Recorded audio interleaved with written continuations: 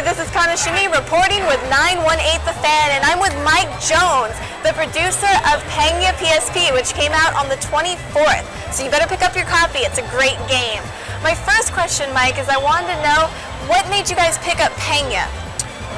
Well, Penya came through us. It was kind of a global thing. We were working with our Japanese software development team, as well as Korean developer Entry. So we got pitched the idea as turning the kind of PC MMO, like pseudo MMO that exists, into like more of like a full story-based like console version of the game on PSP, and they already had it up and working, and it was a super high-quality game, really good golf mechanics, and had a lot of charm, and it was a really quality game. It was engineered for the PSP, and it just worked on the console format. It's really easy to jump in and jump out, and it had charm. It was unique, like fantasy RPG golf game with a story, and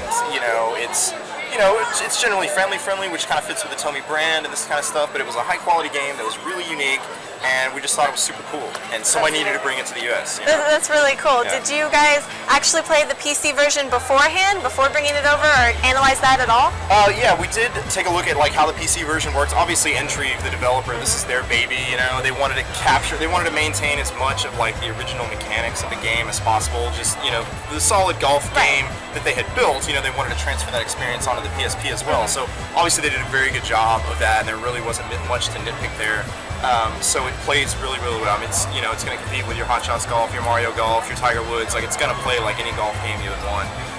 So in terms personally, I would say it was better, but sure. So in terms of like the golf game and transferring that kind of like mechanical experience from the PC to the PSP, it's definitely there. And then beyond that, there's like the whole story mode and all the other different modes, and the 8-player ad hoc on all the tournaments and stuff like that that you can play. So the PSP is definitely its own kind of unique thing.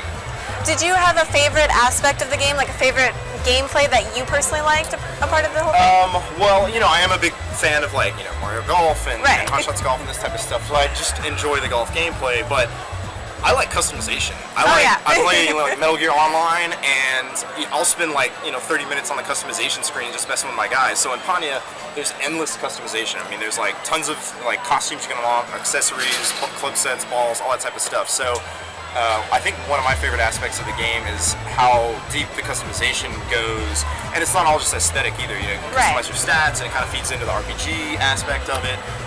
So I really like just getting in there and dressing my characters up, as girly as that might sound. Well, no, I'm the same way if it makes you feel better, and I know that Kibbs, another one of our staff members, totally the same way, because he spends as much money on me as the scratch cards to get all the rares, so we're totally used to that. Did you, at any point during development, decide to want to add voices, perhaps, to the game? It was a little, like I said, Entry kind of takes, I think, most of the credit for a lot of the kind of tactical development decisions as far as that goes, but it certainly makes it easier to localize. They have their like, character-based noises and little things that they do when they get a birdie or they get a bogey or they take a Panya shot.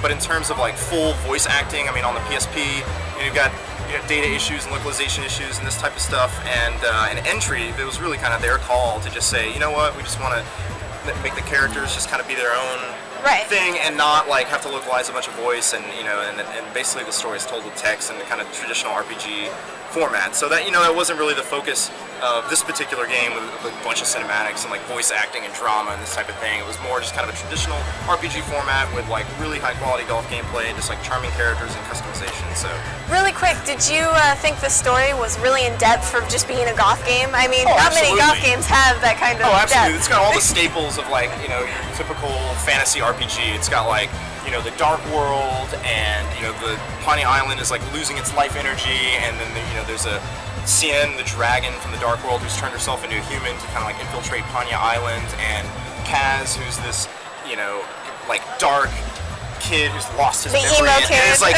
the key to like restoring the Dark World and all this type of stuff. So, and it has like a pretty like FMV RPG intro. So and the scout, who's the descendant of a hero who's from Earth, who's been pulled into this alternate dimension, and again like just all the staples of a good fantasy RPG, and lots of interesting like character-based stories. So when you go play Ku's story, you go play Arian's story or Max's story, they all have their own world and where they come from, and an interesting character portion. They all kind of like cross, and you get to experience all that. So it's not just playing like one story mode. You'll get to play like Scout's story and Hana's story and Uncle Bob's story, and they'll kind of cross, so it's really kind of interesting the way the stories. And I actually have one more question. It was just, did Tomy USA ever approach you on getting the Panga outfits in the online game?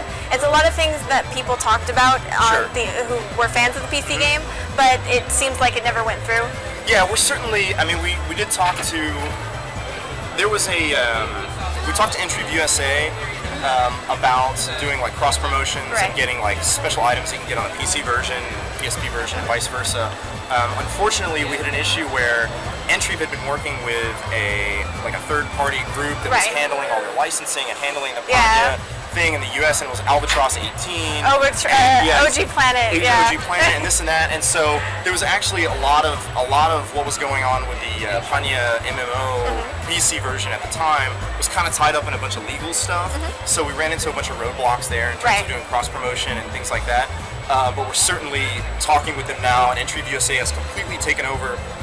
The Panya PC thing. They're relaunching it. I think season 4 is coming out. Yeah, it comes out July 4th, I think, or 14th or something. Really soon. So, once that drops, and then once, maybe the PSP version comes out, or, different SKU, certainly you want to be doing, much more tightly, cross-promotion with them. And there's still a lot of opportunity in the future to get, stuff that was in the PSP version onto, the PC version and Season 4 and that type of stuff. So, we're certainly looking at all those opportunities. But unfortunately, for the launch of the PSP version specifically, we had a lot of legal issues where rights were still everywhere, partly with Intrigue and what can we do, and so just kind of ran out of time and thought we should release the game sooner than later. Yeah. So.